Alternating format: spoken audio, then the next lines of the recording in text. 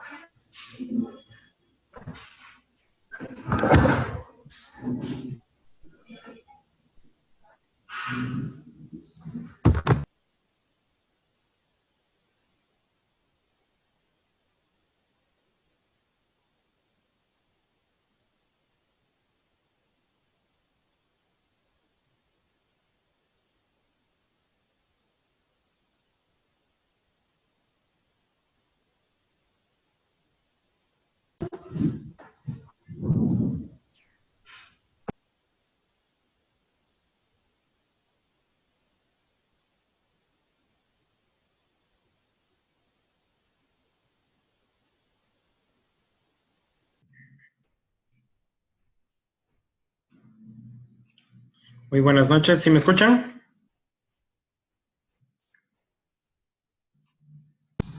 Sí, yo sí le escucho, Omar. Buenas noches. Muchas gracias. Bueno, vamos a empezar. Por honor a la puntualidad.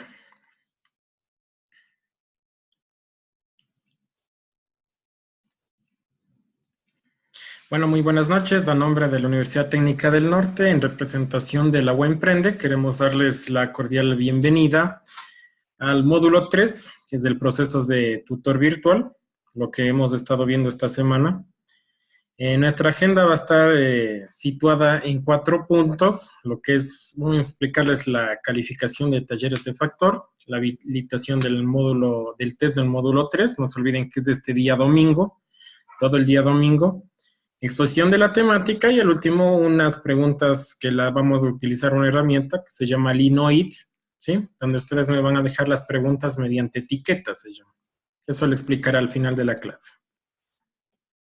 Con respecto a las calificaciones de los talleres del factor de educación virtual, bueno, este era, como les explicaba anteriormente, ¿no? Es una experiencia docente. Lo que queríamos es que ustedes simulen cómo es la calificación hacia el estudiante, en este caso era la evaluación entre pares, ¿no? Era como simular cómo es esa experiencia, qué dificultades han tenido. Entonces, si ha habido alguna buena acogida para retroalimentar esas dudas que han tenido, ¿sí? Más que todo lo que quiero es que no le cojan como miedo a tal persona que le han calificado mal. No se olviden que ya vamos a ver unas estrategias donde el estudiante tiene que sentirse a gusto, no solamente por una nota, ¿no? Sino por el aprendizaje. Entonces, no, automáticamente ustedes en la libreta de calificaciones, que la pueden ver en la parte izquierda de su plataforma virtual, ya debe estar asentada la nota de las ponderaciones de los factores de educación virtual. Eso ya lo pueden visualizar por si acaso. Cualquier duda, no se olviden que pueden escribirme mediante dudas e inquietudes o directamente a mi mensajería interna. El domingo 17 de febrero, no se olviden, desde las 0 horas hasta las 23 horas con 59, ustedes tienen ya habilitado la evaluación de esta semana. La evaluación de esta semana contempla la documentación y presentaciones de la plataforma de dicha semana y también entra también la parte de esta sesión presencial virtual, que esto también será plasmado el día de mañana con el video de grabación y sus respectivas slides o diapositivas. Sí, aquí tenemos la exposición de la temática. Vamos a hablar sobre comunicación e interacción social, evaluación del proceso de aprendizaje, herramientas del profesor tutor, el profesor tutor y la soledad, que es uno de los más importantes, y por último unas metodologías emergentes que les van a servir a futuro para aplicar en su didáctica. Entonces no se olviden que dentro de la educación virtual van a tener dos tipos de expresiones, ¿no? La expresión oral, la que estamos manejándola en este momento, mediante videoconferencias, y también la expresión digital, la que manejábamos anteriormente con la comunicación asíncrona, ¿no? Y mediante foros, emails o otro tipo de medio que sea asíncrono. Aquí tenemos unos tips para crear presentaciones eficaces, bueno, no necesariamente en PowerPoint, ¿no? Sino en cualquier medio interactivo donde ustedes quieran manejarlo. Lo importante es que debe tener simplicidad, es decir, que no cargue mucho de información, sino que sea más gráfico que textual, ¿sí? Puede haber casos, obviamente, cuando hay conceptos, cuando hay terminologías que son estrictamente de poner toda la parte teórica, obviamente citada, sí se la puede agregar, pero exagerar contexto es un poco complejo. No se olviden que hay que tener estilo, ¿sí? Utilizar un estilo personal, en este caso se la puede manejar institucionalmente, ¿sí? Con los colores institucionales y que obviamente no sea que no distorsione tanto y no le maltrate a la vista al estudiante, ¿sí? Porque eso involucra que el estudiante se va a sentir aburrido. Hay que apoyarse con hipervínculos, obviamente con documentos, con tipo multimedia en este caso. Siempre es importante cuando ustedes den una clase ya, en este caso virtual, ¿sí? Apoyarse de videos es muy importante. Los videos les encantan a los estudiantes, ¿sí? Y como les decía, hay que facilitarse con lectura estrictamente concreta y con un nivel también de fuente también concreto. ¿Estamos? Entonces, para crear una presentación oral, obviamente debemos convencer a los demás, ¿sí? Que esta información llegue muy bien a los demás. Tenemos que tener muy estructurados los mensajes, ¿sí? Despertar la audiencia, ¿sí? Es decir, que a veces está en una etapa de aburrimiento, de obligación, entonces obviamente ahí entra la parte de lo que les decía, ahí entra la parte del Kahoot, ¿no? ¿Sí? Entonces con esa parte del Kahoot ustedes están pendientes, están atentos a qué está diciendo el tutor. Y obviamente reiterar en temas fundamentales y no ampliarse mucho, ¿no? Como les hablaba a los compañeros de la anterior clase, hablando de unas 15 temáticas, podemos sintetizarle en unas 13, obviamente en las que son más, que tienen más inconvenientes los estudiantes, se las tiene que hacer en las sesiones presenciales. Entonces, la evaluación, obviamente, como ustedes están en la parte de docencia administrativa, la evaluación existe en todo contexto, ¿no? A veces le sentimos la evaluación como que fuera solo en la parte de docencia, ¿no? Pero la evaluación existe en todo contexto. ¿Para qué me sirve la evaluación? Obviamente para retroalimentar y mejorar. Eso es prácticamente. Es ver los puntos débiles del estudiante o ver los puntos débiles de la institución para hacer mejoras continuas, ¿sí? Entonces, lo importante de una evaluación en el proceso de aprendizaje es que se reúne y se interpreta información. Ustedes van en este trayecto tener unas encuestas, ¿no es cierto? Con esas encuestas ustedes van a tener información rica con la que ustedes van a trabajar para los estudiantes, ¿sí? Y no se olviden que en la educación virtual, obviamente, tenemos durante todo el proceso de enseñanza las evaluaciones, como lo hemos venido haciendo, ¿no es cierto? Ustedes ya tienen una cultura de que todos los domingos tienen evaluación. A eso lo llamamos que es todo el proceso de enseñanza. Entonces, estas son las 3 etapas que tenemos de la evaluación del proceso de aprendizaje, ¿sí? Siempre debemos tener un diagnóstico inicial. Este diagnóstico inicial es para saber las competencias que tiene el estudiante, ¿sí? Yo no puedo lanzarme a dar una temática magistral, ¿sí? O de alto nivel de impacto si yo no conozco al estudiante, ¿sí? Por eso es importante tener un diagnóstico inicial y saberle conocer al estudiante. Después, esto es lo que estamos manejando en la actualidad, ¿no? Obviamente tenemos la evaluación formativa. La evaluación formativa es para mejorar tanto la planificación del docente como la didáctica, ¿sí? Y obviamente aquí también sirve la formativa para ver en qué procesos está decayendo el estudiante para dar refuerzos continuos. Y no se olviden que la sumativa es obviamente las ponderaciones que a ustedes se les va reflejando de acuerdo a su esfuerzo que lo hayan realizado en el contexto de la semana. Entonces, dentro de las herramientas del profesor tutor, obviamente, ¿qué debe tener el cuestionario inicial? Primeramente, datos personales. Con los datos personales yo hago cruce de variables y puedo tener indicadores por género, por edad, ¿sí? Por área de conocimiento y puedo dar soluciones continuas, ¿sí? En el cuestionario inicial también debo medir qué competencias tecnológicas tienen. Por ejemplo, nos ha resultado casos de estudiantes, ¿sí? Que a veces el docente piensa que el estudiante siempre tiene internet en la casa, ¿sí? Esa es una de las debilidades que a veces tenemos inconvenientes, ¿sí? Entonces, ahí es donde entran estas encuestas, ¿sí? Es para saber qué cantidad de estudiantes tengo que pueden trabajar en la noche o pueden trabajar en la mañana, ¿sí? Eso es lo importante de una encuesta.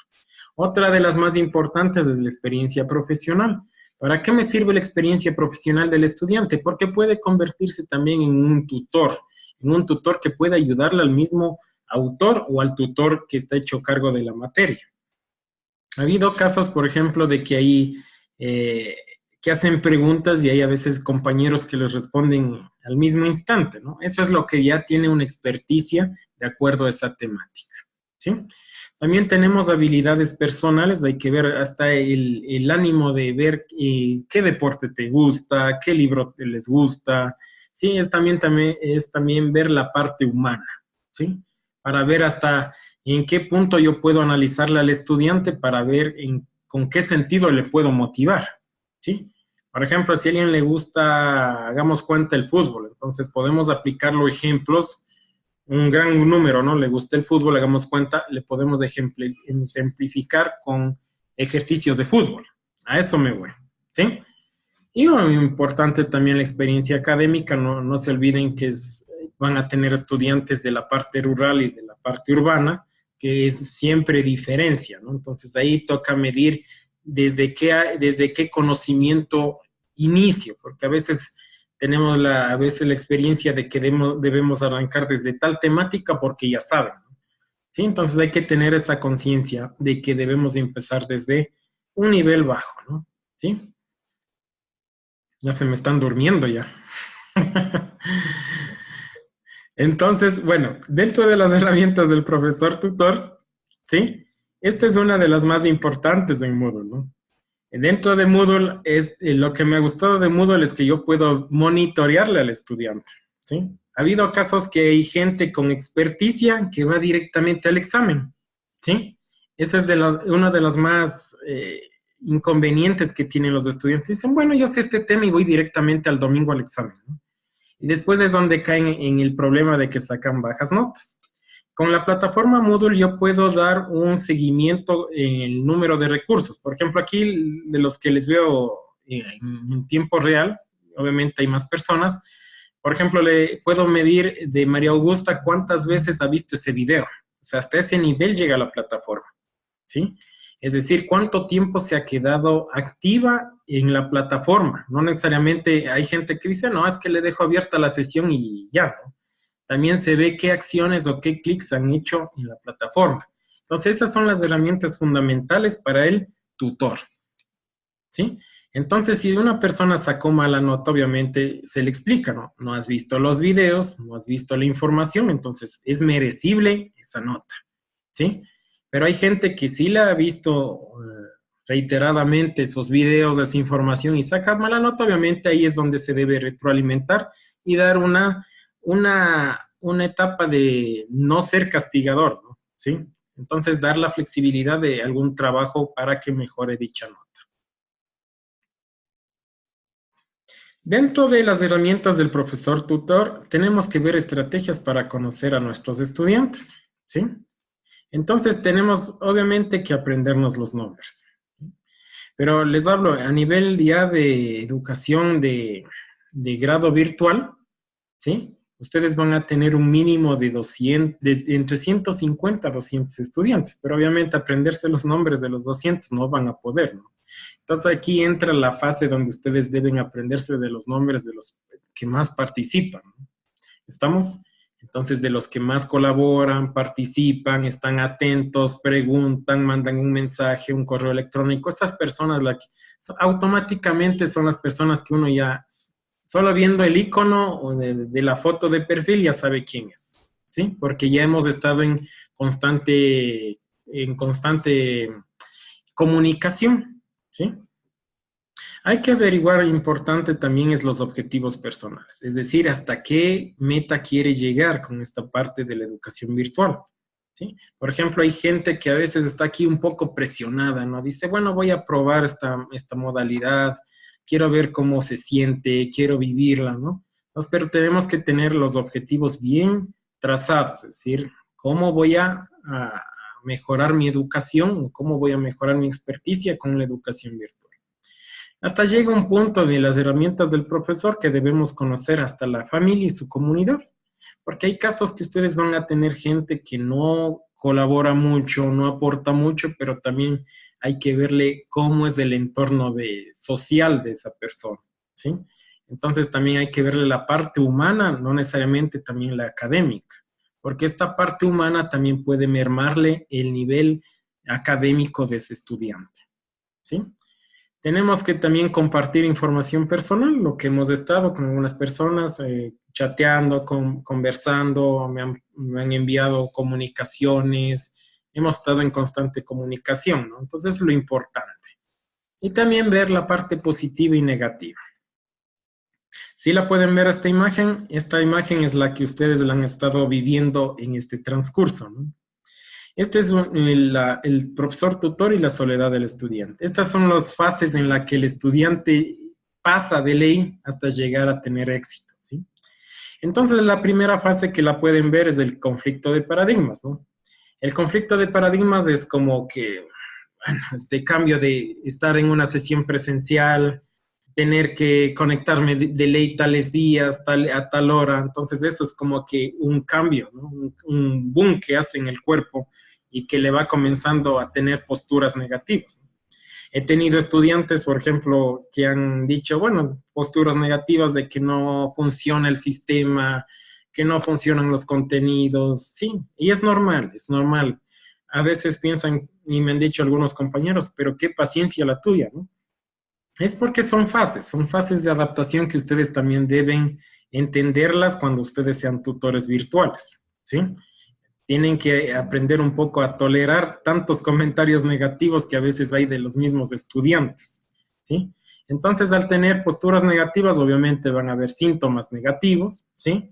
Y obviamente aquí también entra lo que habla la UNESCO, que hay la posibilidad de renunciar. Según la UNESCO, el 30%, ¿sí?, es la deserción del estudiante en estas primeras fases, ¿sí? Si les hablo, obviamente, de unos 100,000 estudiantes, hagan en cuenta el número del 30% es muy alto, ¿no? Es muy alto, entonces esto es por las posturas negativas y el cambio que tienen que hacer de mentalidad. Obviamente ese producto da, ¿qué? Desánimo y mínimo desempeño. Ha habido gente que participa, pero lo mínimo, ¿no? O sea, a veces es por compromisos, que mi jefe me obliga, es que yo quiero a veces tratar de mejorar, pero no es mi ambiente. Son cosas que esas, o sea, desaniman, ¿no? O sea, ustedes deben tener sus objetivos claros y trazados, ¿sí? Si ustedes quieren a futuro ser unos tutores virtuales, tienen que formarse, aunque a ustedes les cueste, pero tienen que formarse en más componentes, ¿no? Porque es muy diferente estar parados al frente de los estudiantes que estar por estos medios. Sí, entonces ahí entra la labor del tutor. La labor del tutor es dar oportunidades para que él mismo luche para seguir adelante, ¿sí? Como les sé decir yo a mis mismos compañeros, hay que castigar con amor, ¿no? No hay que ser también drásticos, que se acabó la fecha, a tal hora, a tal minuto, a tal segundo, ya no puedo, ¿no?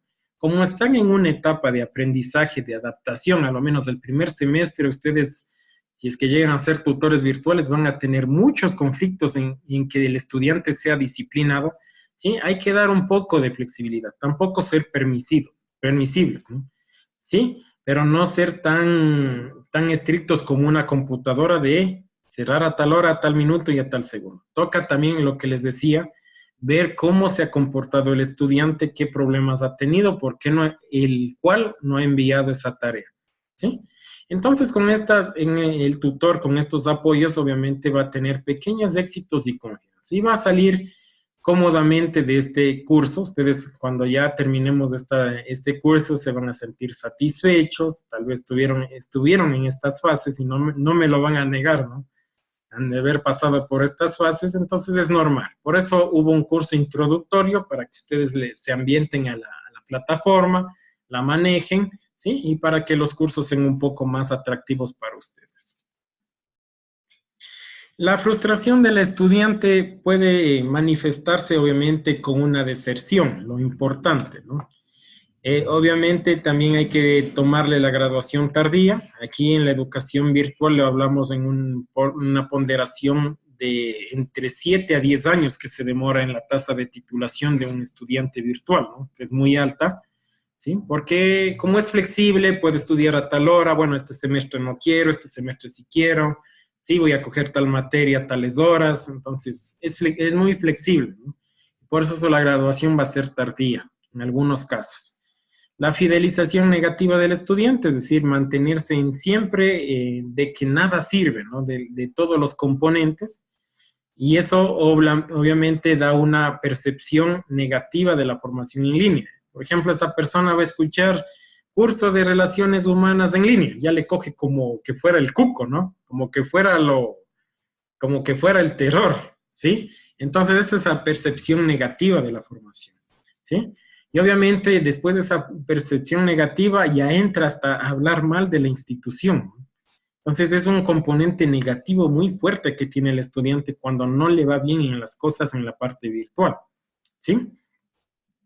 Obviamente después tiene en la parte virtual, ya les hablo que si es que existe una deserción del estudiante, obviamente perjudica el financiamiento de la institución. No se olviden que nosotros, a lo menos como universidad, nos basamos al número de estudiantes para la asignación presupuestaria. Entonces, si decae un 30%, involucra menos docentes, menos personal administrativo y todo afecta, ¿no? Entonces, ¿quiénes son los agentes de la formación? Es decir, vamos a ver los tres aspectos, tanto el estudiante, la institución y el profesor. ¿Cuál es la frustración? Del estudiante, lo que hemos visto, ¿sí? Es no disponer de suficiente tiempo. A veces inicialmente lo tomaban como que era fácil, que era rápido, que era concreto, ¿sí? Pero no tienen el suficiente tiempo. A veces son expectativas irreales, ¿no? Lo que les decía de la facilidad, pero el nivel de complejidad es muy alto, ¿no? Uno de los más importantes es matricularse a un curso que no corresponde a sus objetivos. Por eso es muy importante, ¿no? Si a mí me interesó el curso de tutores virtuales y me interesa ser algún día docente virtual, obviamente ese es un objetivo que debo trazarme y lo debo cumplir, ¿sí?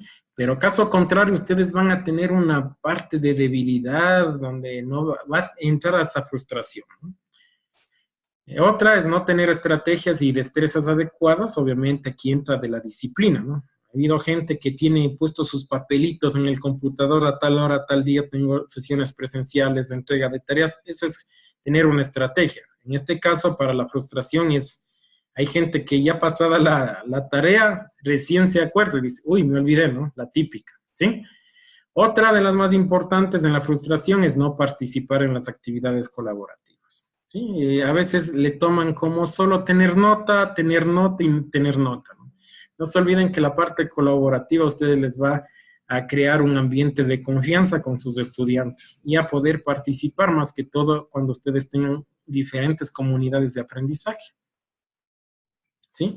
Otra de las más importantes es no tener en cuenta el costo económico añadido, ¿no? Porque no se olviden que bueno, en la educación pública es gratuita, siempre y cuando no repitan el semestre, caso contrario ya se cobran aranceles, ¿no? En este caso sí hay que tener en cuenta esos sentidos. ¿Qué le frustra al docente, no? Uno de los más importantes es no haber sido estudiante en línea. Aquí les hablo que el estudiante, a veces el docente es rígido, tajante, no le gusta interactuar con el estudiante, obviamente porque no ha sido estudiante, no lo ha vivido. La ventaja de ustedes es que se están comportando ahorita como estudiantes y después van a ver cómo van a tratar al estudiante. Si tiene alguna situación, ustedes ya la vivieron. Y pueden decir, bueno, yo también pasé por esa situación, me ayudaron y también puedo ayudar. ¿Sí? Otra de las más importantes es no dar respuesta o dar respuestas tardías. Les hablo de las respuestas tardías pasados los 3 días, ¿no? Eso da el estándar. Si es que en 3 días obviamente no hay respuesta, se la considera como una respuesta tardía. Tener una presencia esporádica o nula en el aula, es decir, no participar mucho en los foros que a veces escriben los mismos estudiantes. No mostrar claridad en las indicaciones, ser excesivamente rígida, lo que les decía, y no mostrar cercanía, que es la parte de cercanía de tener confianza con el estudiante. Tratemos de romper esa barrera entre estudiante y docente, a lo menos en la parte virtual, ¿no? Porque aquí en la parte virtual necesitamos monitorearle muy bien cómo está el comportamiento del estudiante. Y no se olviden no sobrecargar también al estudiante con mucha información.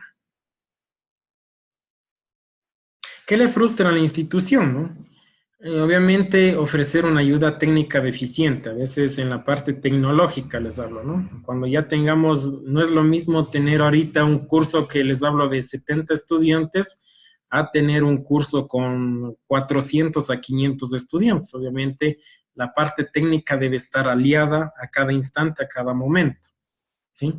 No proporcionar la debida capacitación al docente, eso obviamente la institución por cuestiones económicas no la puede realizar en este momento, pero ahí viene la autoeducación que hace cada futuro docente tutor, ¿no?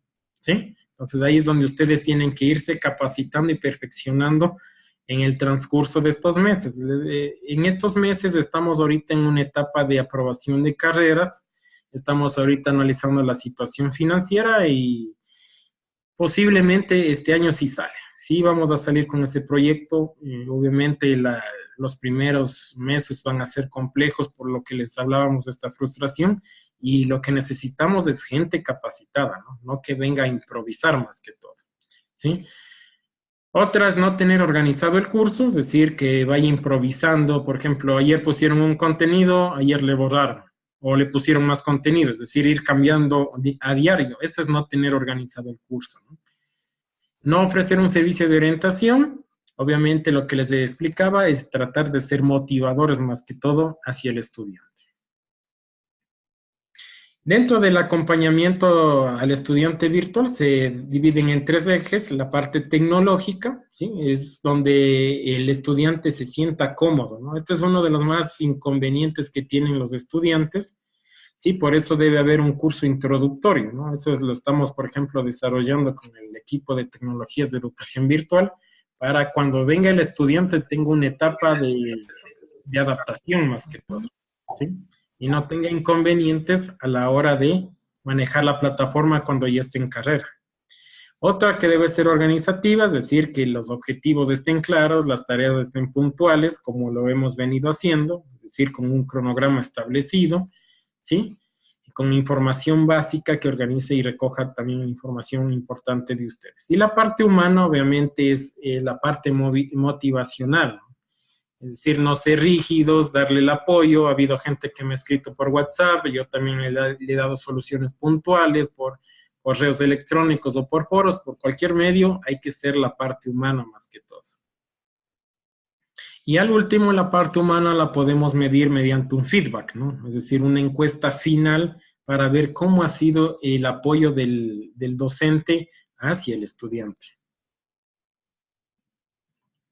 Bueno, aquí les voy a compartir unas metodologías docentes emergentes, ¿sí? Estas metodologías son las que actualmente se la maneja. Se han de haber escuchado del Flip Classroom, ¿sí? El Flip Classroom prácticamente se llama una clase invertida, ¿sí? Es una nueva metodología que reordena, es decir, nos vuelve más disciplinados y utiliza tecnologías de la información y comunicación. Que nos ayuda también Flip Classroom a tener relaciones personales y a aprender colaborativamente mientras todo. Si la pueden ver, este es un gráfico de cómo es la educación tradicional, ¿no? Obviamente llega el docente, da un repaso o una revisión de la temática anterior, da una explicación de 30 a 40 minutos, ¿sí? Y por último, la parte práctica, que es lo más fundamental, lo hace en 5 a 10 minutos, ¿no? Es por eso a veces el estudiante de matemáticas, el estudiante de química, física o de cualquier área del conocimiento que no tuvo la suficiente práctica para desarrollar esos ejercicios, ¿no? ¿Y qué hace el docente? Manda sus 20, 30, 40 ejercicios a la casa, ¿sí? Eso es prácticamente lo tradicional, ¿no? Con Flip, prácticamente ustedes ya comienzan a organizarse, ¿sí?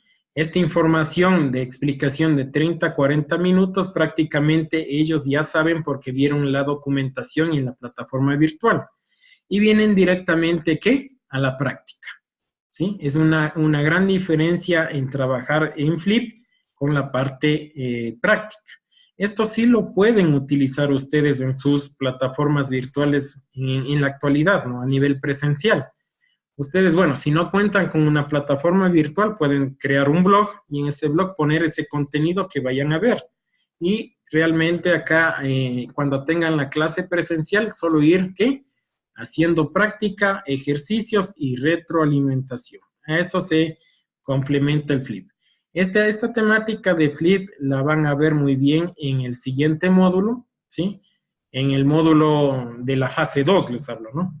Ahí es donde van a tener prácticamente que hacer una planificación correcta de un Flip. Es muy interesante. Vamos a ver también aquí el aprendizaje colaborativo. ¿Para qué sirve el aprendizaje colaborativo, no? Es para tener una mayor retención de información, mejora las actitudes hacia el aprendizaje y mejora las relaciones. Ustedes, si colaboraran activamente, sus relaciones van a ser muy interpersonales, tanto estudiantes como docentes, y van a tener una mejor comunicación también en la vida diaria, ¿no? Trabajan hasta que se complete exitosamente, eso es una de las más importantes, ¿sí?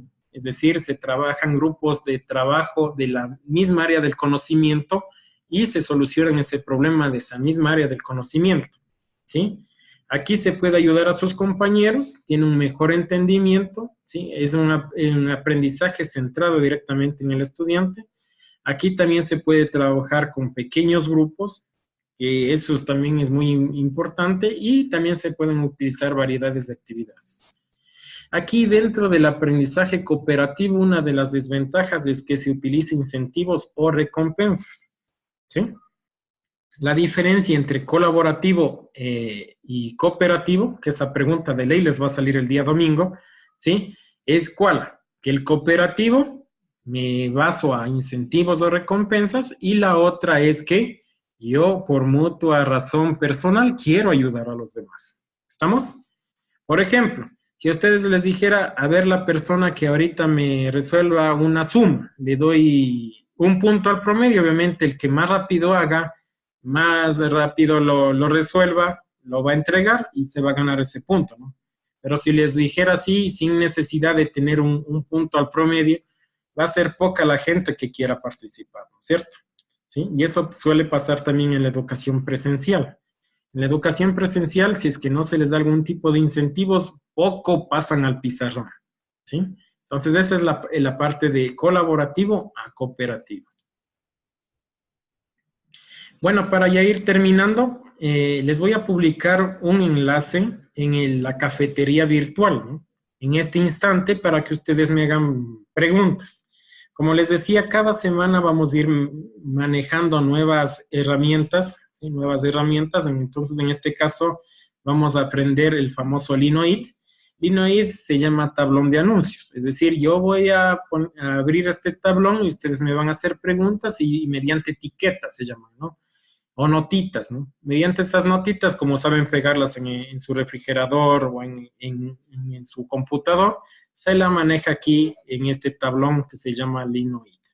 Este también involucra un aprendizaje colaborativo, sí, más que todo colaborativo, ¿sí? Involucra también al manejo de esta nueva tecnología, ¿sí?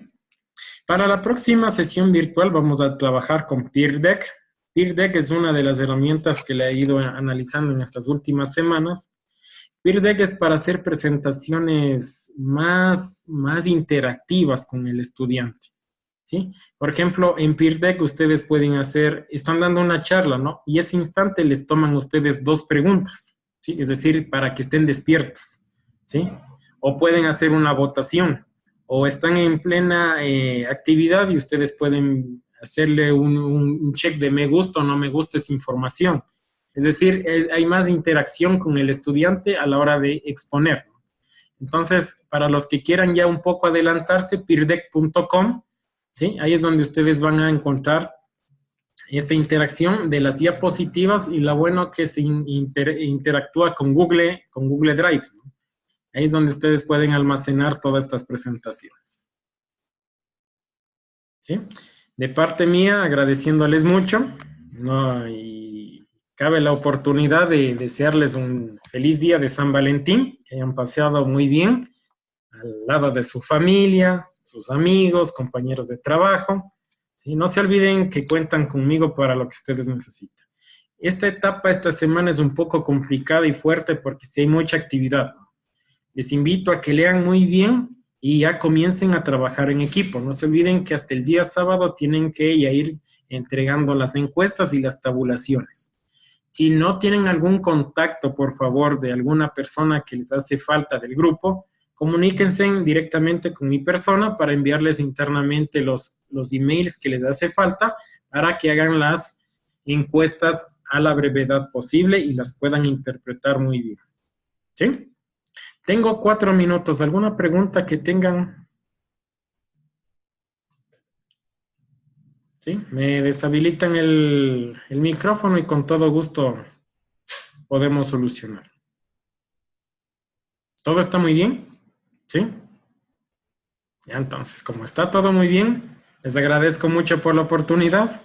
Por favor, les invito en este momento. No, todavía, no te vayas. No, todavía, no te vayas. En base a qué hacemos las preguntas. Buenas noches, primero que todo. En base a qué hacemos las preguntas. Bueno, está haciendo un poquito de eco por ahí, el parlante está cerca, ¿no? ¿Me ibas a preguntar algo, Mónica? Sí, buenas noches. Buenas noches, Mónica. Un feliz noche de San Valentín. Todavía nos queda tiempo. Sí. En base a qué hacemos las preguntas para la encuesta, ¿qué preguntamos?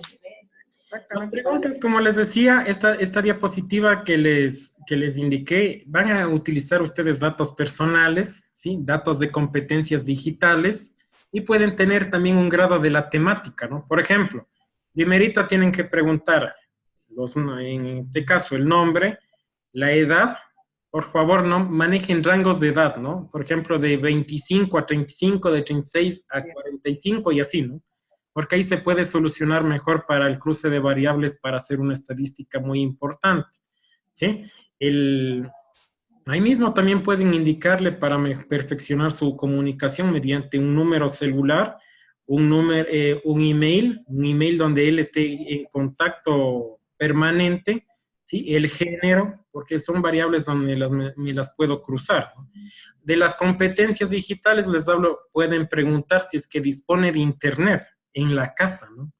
¿Sí? El nivel de conocimientos de, por ejemplo, de herramientas ofimáticas. ¿Qué tal nivel de conocimientos de Word, Excel, PowerPoint? Manejo de herramientas TIC. Eso pueden hacer dentro de esa encuesta, ¿sí? También pueden consultar la parte de la temática, hagamos cuenta de hagamos cuenta de matemáticas. ¿Cuál es su nivel de experticia de tales temáticas? También pueden ponerlas ya directamente, ¿sí? Para ir midiendo desde dónde quiero empezar, desde cómo puedo empezar con mi parte tecnológica y cuáles son los rangos de género y de edad a los que debo yo más dar prioridad, por lo que existen a veces diferencias de edades y en la parte tecnológica más que toda, ¿no?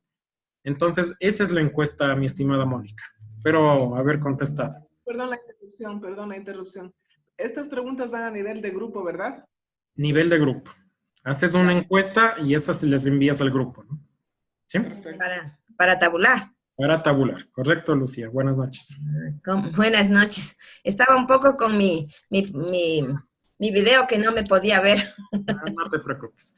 Ya estamos por terminarse la videoconferencia. Si se corta, les agradezco mucho y les voy a publicar en este instante un tablón en cafetería virtual, ¿no? Ahí me pueden seguir haciendo preguntas con todo gusto y ha sido un placer verles nuevamente. No se olviden, de aquí hemos de planificar otra sesión entre miércoles y jueves en la noche. Vamos a hacer más en la noche, ¿no?